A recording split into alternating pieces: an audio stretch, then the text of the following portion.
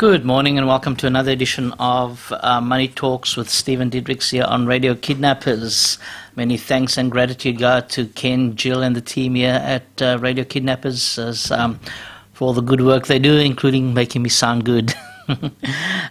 Gratitude and thanks also go to our sponsors, because without them, Radio Kidnappers and the programs that's here would not be able to come out to you. In this edition, I'll be focusing on starting a new business and also why you should start a new business. It may sound doom and gloom, but really it's not. It's the purpose is just to keep you informed, and yes, we'll get into it. So we can't really talk about starting a new business without going back to March 2020 and when we had our first lockdown due to COVID. So all businesses other than essential businesses were shut down. And so as you may have experienced or heard from other people that some businesses during COVID or after COVID, they rearranged their operating procedure. And that's basically as a result of COVID. So, and some people may have lost their jobs, they had less hours. Some permanent employees became contractors. And some type of businesses, when they change their operating style, for example, I know of a cafe that used to be a cafe, you'd walk in, sit down, have a coffee and a sandwich. So they've changed that and they've become more of a catering business. So there's less staff and they only basically work when there's someone that needs catering done, and they have a lot less overhead. So that's just one result of a business changing the way it operates. And since March 2020, you may have heard that the word recession has always been thrown around here or there. For me, my definition of a recession is when my neighbor loses his job, it's a recession. When I lose my job, that's a depression. So what exactly do I mean by this? It's like, look, the economists and what people say about the broader economy, that's very important, should be listened to. But for me, partly I don't really care about that. I just kind of look around, and I invite you to also look around. And you may have experienced this already. When you go into the shops, you'll see that prices have increased of goods. And but our income hasn't increased at all. And for example, since April 2021, there was an increase in wages, went from $18.90 to $20 an hour. And according to the Dominion Post that's come out today, that only really affected up to 175,000 New Zealanders.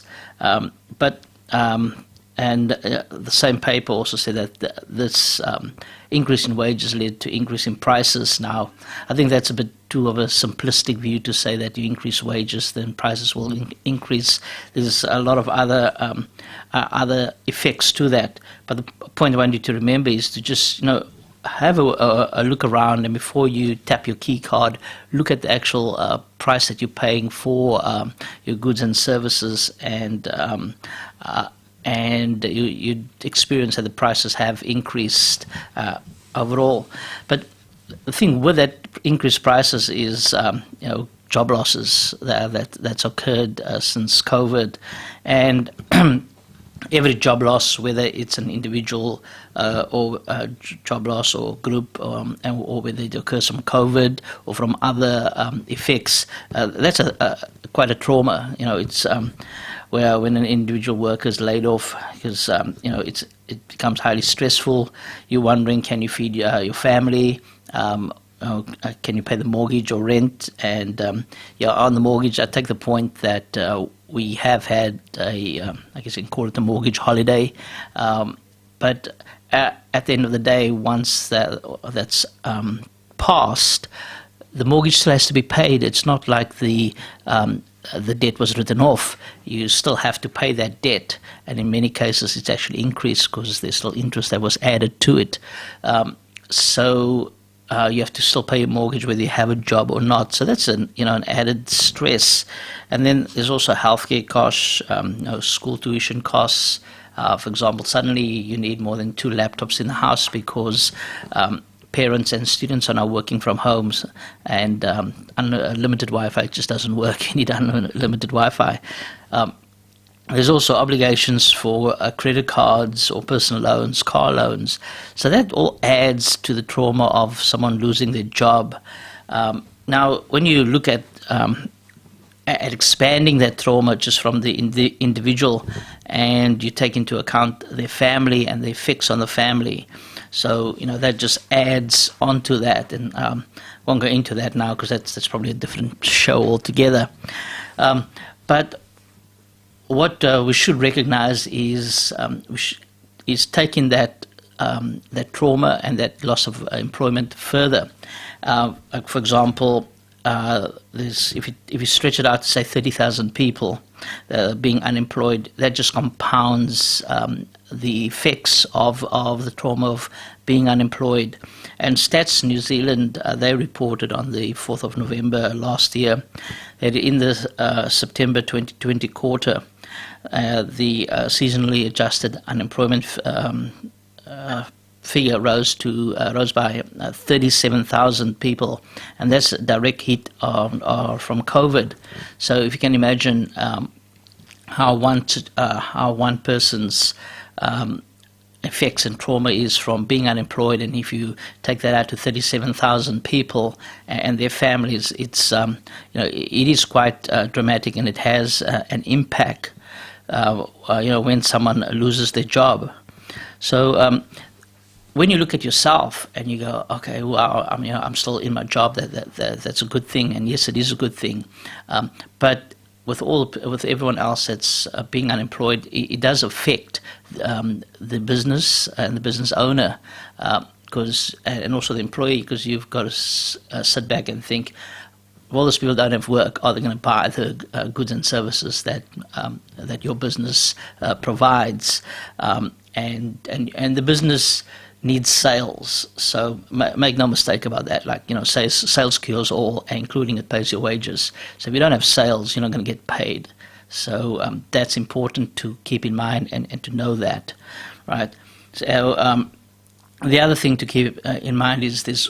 You also have high school students that'd be finishing high school, the year 12, and people coming out of university as well. And they're coming out into a market where there's also unemployed people.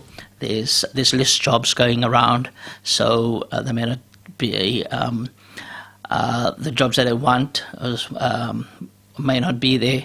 Now, I know many of you may have already heard similar stories about this. The reason I'm going through this again is just in part to to make you aware and so that you can just constantly think about that, right? And consider what's happening around you, and not just go from day to day without thinking about what's happening around you. And for example, with and if you go through with job losses and places that's closed, like if you look at a restaurant, for example, they may have employed 15 people before COVID. So now we've had COVID, and the owner's thinking, hold it, I may take on less people. So those 15 people, not all of those 15 people will have a job. And one of the things the owner will be thinking of, we may have another lockdown, and we have experienced that, say, in Auckland. So it, in a way, justifies the decision made by the business owner of not taking on that 15 people again, and maybe taking 5 or 7 people on. In addition to that, when the people are unemployed, they're unlikely to go out to restaurants. So that will also affect the income that the restaurant owner may make. And the other thing to keep in mind, and I don't think it's been spoken about much, is before COVID, there were a reasonable amount of people that have paid off debt, and they continue to save and saved at a higher rate, and that was before COVID. So they had some sort of inclination of what was happening around them. And those people are now in a COVID situation, and I shouldn't say post-COVID, because we're still smack bang in the middle of it. They're unlikely to spend money. So because they've already trained themselves before COVID, to get debts paid off and to save money. So their mindset is, no, we're now in a worse situation. We don't know what's going to happen around us, so we're going to continue doing what we're doing. So those people are unlikely to spend money. What all this indicates, and this is just one small area, is that people in blue-collar workers, like working in restaurants, accommodation, and everyday banking, they are more likely to lose their jobs, and they have lost their jobs. A vast majority of them, they're more likely to be affected. And I mentioned the banking because if you look around, and if you do go into banks, you'll see that some of the hours that the banks have operated, the hours have been shortened. So those the people that work there over the counter, they have less hours to work at. Now, you may say, look, we live in New Zealand, and we're taken care of, or a white-collar worker, so we should all be fine, and we're going to be good. So on that, I'd say, look, okay, I'm not a scientist or economist or anything like that, but I do like history, and I know that people have mentioned the Spanish flu before. We may have heard about that. But the one thing about that hasn't really been mentioned is that the second wave of the Spanish flu was quite more horrific than the first wave. So if you're a white-collar worker and your work hasn't been affected through the first round of COVID, if we do have a bigger second wave, there's a possibility that you will be affected. So it's something that you have to take care and not just dismiss the fact that you have a white-collar job, and we live in New Zealand, and our government's doing a great job with the border and everything. And yes, they are doing a great job with controlling the border and things, but you just have to be aware. And if you look at what's happening overseas, within France and the UK and Spain, they having and parts of the US, they're going down into lockdowns again and again. So so there's a potential there, and you just have to be aware of that and try and put yourself in a good position with that. So what I've proposed to help put yourself in a good position is to start your own business. And the reason I say that is, you've got to participate in your own rescue. We can't just go, okay, yep, we'll wait for the government will hand out more money, and look, the government will do the best that they can to help us. But at the end of the day, we also have to participate in our own rescue and see how we can do this. So I think if you want to control your income and the amount of income you make, in my view, the best way is to start your own business. Now, I'm not saying this is easy. It's very hard to do this. It's like when you're an employee, you got to work 9 to 5, and like that's it. You go home and spend time with your family. When you run your own business, it's a 24/7 thing. It doesn't switch off, and it's not. You're worried that you have to deal with so much more issues. So it's not easy. You have your family to consider, because if you're on your own and you're young and you start your own business, if things don't go well, it's just you. But if your family you have your family with you, you're putting them at risk as well. And if you have other debts and things you have to pay, you're giving up a salary or wage, and you're depending on money coming in so that you can pay all your bills and look after your family. So you must look at yourself and think, look, can I handle the stress of this? And if you can't handle the stress, and you know that, that's a good thing, right? And you could consider then making yourself more valuable to your employer, and that way think of other skills you can pick up to make yourself more valuable to your employer. But you have to also know that no matter how valuable you become, right, there's always the possibility that you could lose your job. So you have to know this, and then look at other ways you can protect yourself and your family financially, as we go forward with just as we go forward over time. So that's an important thing to know. So I suggest, like, if you look at a business and particular industries that you want to go into, look, there's various things out in the community or in the library that you can go to help find and teach you about advantages and disadvantages of different industries, different businesses, and things that you like, and various people have different views. So that's a totally different subject on its own, and you can go do your research.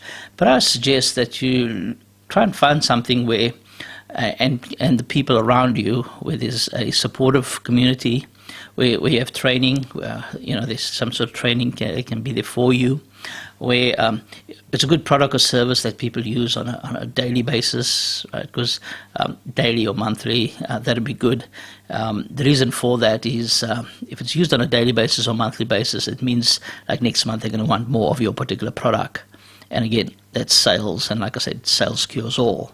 So so that's the sort of thing that you want to do. And if there's if you can be compensated well through it, and you're also looking at the marketing and things. But if you're starting out, then marketing is really the legwork that you're doing. If you're starting out, you're focusing on sales, and sales that's the legwork, the door knocking work. You don't need some massive marketing program to do that. Well, you shouldn't really, not when you're starting out, because then you just need income when you're starting out first. So those are the couple of things to look out for. So you want like a supporting community, if there's training, a good product, and you're compensated well. And yes, there is going to be a reasonably good marketing system that's going to come through later for you.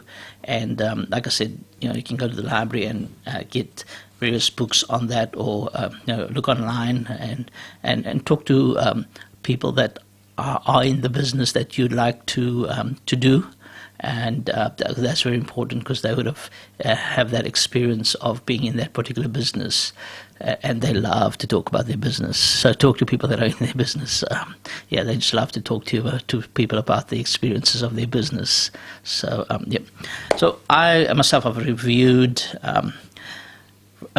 various types of industries, looking at the advantages and disadvantages of different businesses to see which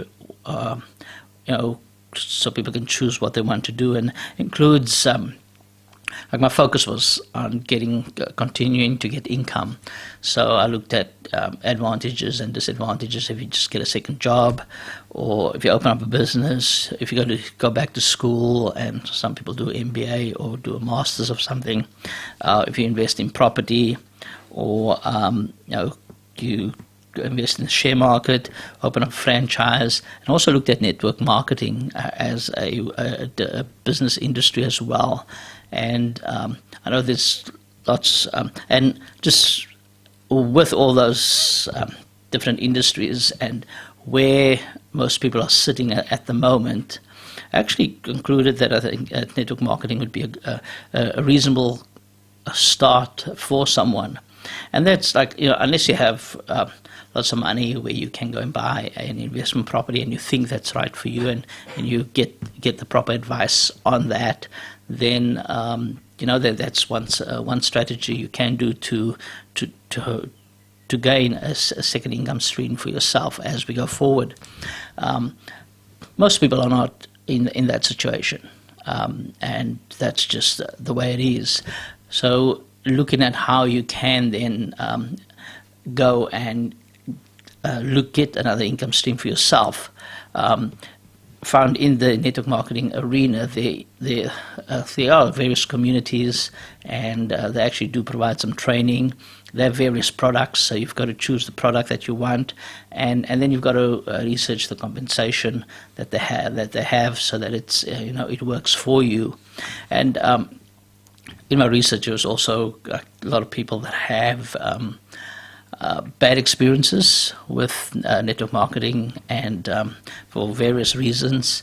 And look, all I can say about that is that, irrespective of the industry, each industry have good businesses and bad businesses. For example, you may have someone who's provided services or provided products to a business and they just don't pay, or that particular business goes goes into liquidation or something, so the supplier doesn't get paid, and they can't pay their employees, and so they get burnt, right? And that's just part of business, and you've got to kind of protect and look at who you're providing services and products to, and so people get burnt in all sort of industries, and it's just finding ways to protect yourself no matter what the industry you choose. So in network marketing, yes, there's bad companies and good companies. In the building industry, there's bad companies and good companies. In the food industry, it's the same thing. So so I think in a way people should look at where they are now and what is the best for them, which is the best way that's going to get them and protect them financially as we go forward with slowly increasing inflation, and we don't know where interest rates are going to go. But yeah, so just to protect yourself, have a look at it, and in my view, look in a broad general scale, having with people having not as much money to invest in other investments. I think with network marketing providing a nominal investment, the training that these companies provide, and the communities that they form, and that's a good start for someone, because you're going into a business and you're getting the product has already been developed for you. The marketing and the training and the community is there for you. So it's just I think there's like a nominal cost to get into some of these companies and to work with them. So for the vast majority of people, I think that's a good start to look at different ways where you can provide yourself with a second income stream, just to start protecting yourself and to participating, basically to participating in your own rescue as we go forward at this point in time.